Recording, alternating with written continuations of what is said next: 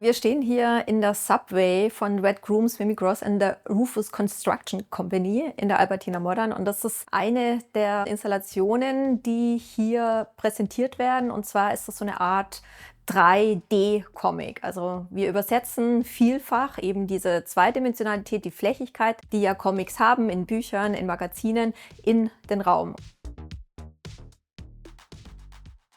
Die Ausstellung untersucht quasi das Verhältnis zwischen High- und Low-Art, zwischen Kunst und Kommerz, zwischen Spielzeug und bildender Kunst. Also eigentlich geht es darum, dass die ganzen Kategorien, die wir als Kunsthistorikerinnen oder Kuratorinnen ständig haben und anwenden, ausgehebelt werden. Und es geht in dieser Ausstellung um die einzelnen starken Charaktere, die aus der Comic-Kultur in die High Art gewissermaßen übergeschwappt sind. Wir zeigen hier KAWS, den amerikanischen Künstler, in Gegenüberstellung mit 27 anderen KünstlerInnen. Und es geht uns vor allem um die Frage, wie zeitgenössische Künstler auf die Comic-Kultur, auf die Populärkultur, auf die Alltagskultur referieren und was sie daraus machen. Und in Bezug auf die einzelnen Figuren, die sie heranziehen, ist festzustellen, dass wir eigentlich mit dieser Naivität, Kindlichkeit, Niedlichkeit,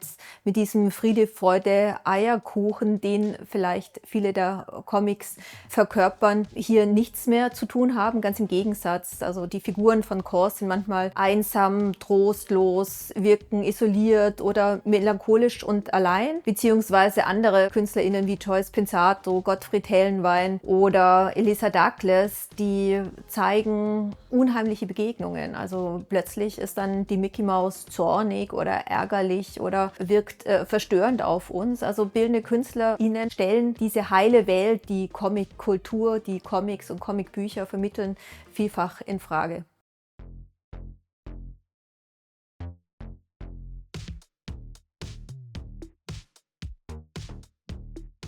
Wenn man durch die Ausstellung spaziert, erkennt man stilistisch und formal natürlich sehr stark das Prinzip Pop, wenn man so will. Also viele der KünstlerInnen wirken stark inspiriert von dem flächigen Stil, von der monochromen Farbigkeit, von den harten Konturen, von der Einfachheit ihrer visuellen Ästhetik, die die Popkultur, die die Popkunst in den 60er Jahren lanciert hat. Und das ist ein Mittel, also das Mittel der Reduktion, das auf der einen Seite ja schnell und einfach zugänglich ist. Das ist vielleicht auch so eine kollektive Bildsprache. Und das bietet dann auf der anderen Seite die Möglichkeit, dass sie zu Projektionsflächen werden, zu Identifikationsfiguren, mit denen wir uns vielleicht sehr verbunden fühlen. Und zwar auf der einen Seite wirken manche der Figuren traurig oder isoliert und trostlos oder irritiert.